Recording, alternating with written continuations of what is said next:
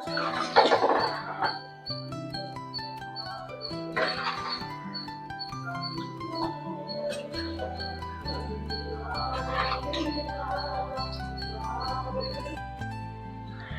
Friends, இன்றைக்கி நம்ம வீடியோவில் என்ன பார்க்க போகிறோம் அப்படின்னா, மீல் மேக்கரில் இப்போ மட்டன் சிக்கன் இல்லாத டைமில் நான்வெஜ் சாப்பிடணும் அப்படின்னு ஆசையாக இருந்ததுன்னா அதுக்கு பதிலாக நம்ம அந்த மீல் மேக்கரில் நான்வெஜ் டேஸ்ட்லேயே நம்ம செஞ்சு சாப்பிட்லாம்.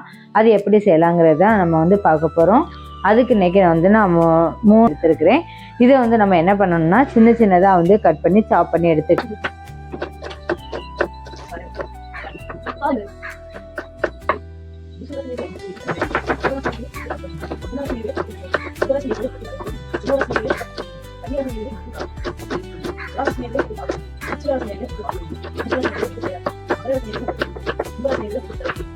நம்ம வேக வச்சு நம்ம எடுக்கணும். இப்போ ஃபஸ்ட்டு இந்த சோயாவில் சால்ட்டு பிடிக்கிறதுக்காக உப்பு பிடிக்கிறதுக்காக 2 ஸ்பூன் உப்பு சேர்த்துருக்குறேன். அது கூடவே நம்ம இப்போ இந்த கப்புக்கு நான் 2 கப்பு சோயா எடுக்கிறேன். நம்ம சுடுதண்ணிலே நம்ம போட்டுட்டோம் அப்படின்னா அது நல்லா வெந்துடும். ஒரு 5 மினிட்ஸ்லேயே நமக்கு வேக வச்சு எடுத்துடலாம். நம்ம குவான்டிட்டி நமக்கு எத்தனை பேருக்கு வேணுமோ அதுக்கேற்ற மாதிரி நம்ம எடுத்துக்கலாம். இப்போ இதுக்கு 2 இது எடுத்துருக்கிறேன். நல்லா வேகட்டும்.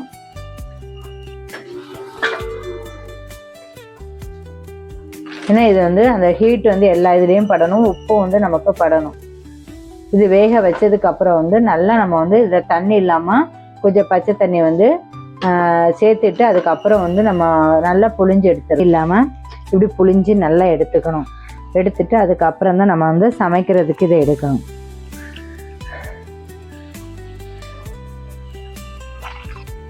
இதை நம்ம வறுத்து எடுத்துக்கலாம். ஃபஸ்ட்டு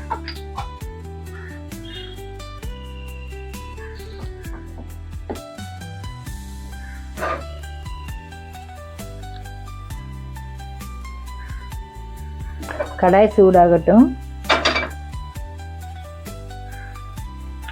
இப்போ இதுக்கு 1 ஸ்பூன் ஆயில் சேர்த்துக்கிறேன்.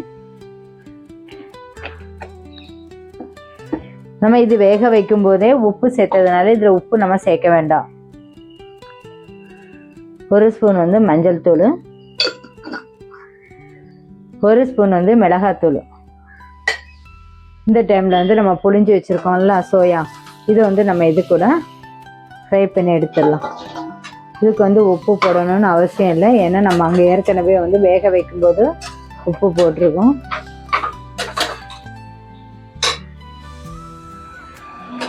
இந்த மாதிரி நம்ம நல்லா மிக்ஸ் பண்ணி எடுத்துக்கலாம். இந்த ஸ்டேஜ்லேருந்து நம்ம கடாயிலேருந்து மாற்றிக்கலாம். வேறு ஒரு பாத்திரத்துக்கு நம்ம மாற்றிட்டு அதே கடாயிலே நம்ம அடுத்தது இதுக்கு தேவையானதை நம்ம செய்யலாம். 2 ஸ்பூன் ஆயில் நம்ம சேர்த்துக்கலாம்.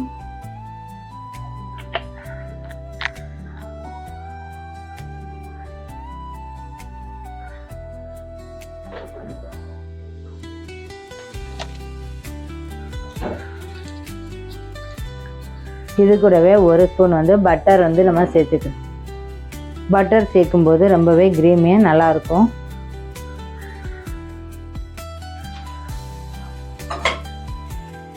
பட்டர் நல்லா மெல்ட் ஆகட்டும்.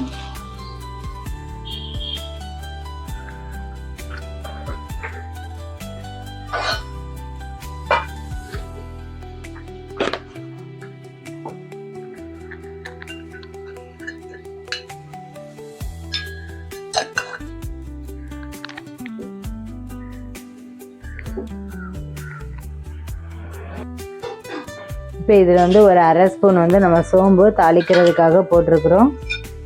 ஒரு பிரியாணி இலை, ஒரு சின்ன துண்டு பட்டை, ஒரு பெரிய கருப்பு ஏலக்காய், அப்புறம் ஒரு அன்னாசி பழப்பூவு, 2 கிராம்பு.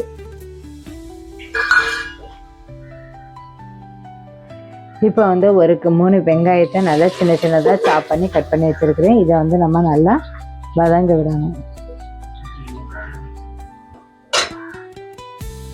வெங்காயம் வதங்கினது போதும். இந்த ஸ்டேஜில் நம்ம 1 ஸ்பூனு இஞ்சி பூண்டு பேஸ்ட்டு போட்டுடலாம்.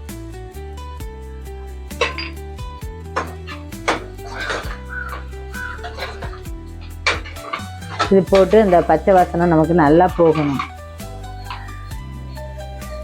இந்த மாதிரி எண்ணெய் பிரிஞ்சு வரணும். பிரிஞ்சு வந்ததுக்கப்புறம் தான் நம்ம வந்து தக்காளி வந்து சேர்க்கணும். ஒரு 2 மீடியம் சைஸ் தக்காளி எடுத்துருக்கிறேன். அதை வந்து அரைச்சி விழுத வந்து நம்ம சேர்த்துக்கலாம்.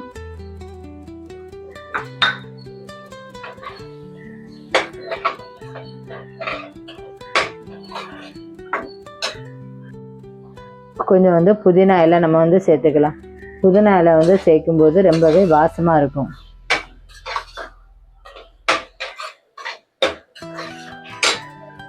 இந்த ஸ்டேஜ்லேயே கொஞ்சம் கொத்தமல்லி இலையும் நம்ம சேர்த்துக்கலாம்.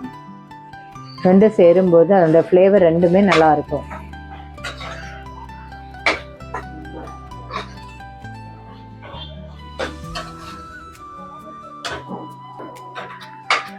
இந்த ஸ்டேஜில் தயிர் 1 கப்பு தயிர் சின்ன சேர்த்துக்கலாம். தயிர் வந்து சேர்த்த உடனே நல்லா வந்து கிளறி விடணும்.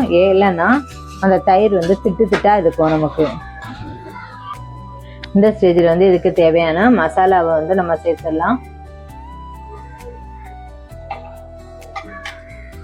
இப்போ இதுக்கு வந்து 2 ஸ்பூன் வந்து மிளகுத்தூள் சேர்த்துருக்குறேன். ஏன்னா இது வந்து காஷ்மீர் சில்லி தான் சேர்த்துருக்குறேன். காரம் கொஞ்சம் அதிகமாக கம்மியாக தான் இருக்கும் நமக்கு. 1 ஸ்பூன் வந்து தனியாத்தூள் வந்து சேர்த்துருக்குறேன்.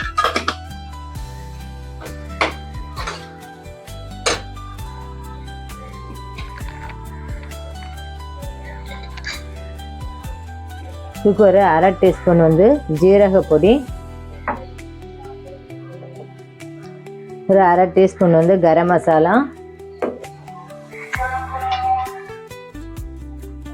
ஒரு 1/2 டீஸ்பூன் வந்து பெப்பர். இதெல்லாம் சேர்த்து நல்லா கிளறி விட்டுக்கலாம்.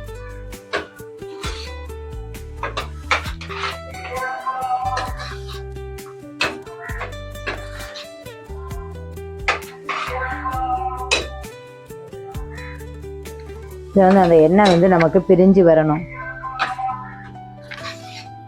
மசாலாவிலேருந்து எண்ணெய் பிரிஞ்சு வரும்போது நம்ம வந்து இந்த மீல் மேக்கரை வந்து சேர்த்துக்கலாம். எண்ணெய் பிரிஞ்சு வந்துருச்சு. இந்த ஸ்டேஜில் வந்து நம்ம வந்து சோயாவை சேர்த்துக்கலாம்.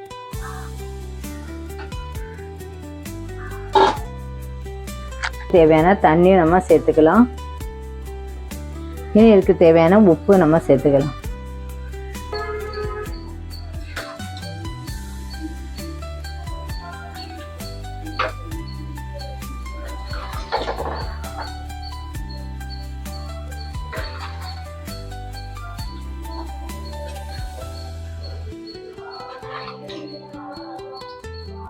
ரொம்பவே டேஸ்டியான ஹெல்த்தியான மீல் மேக்கர் ரெசிபி வந்து ரெடி ஆகிடுச்சு.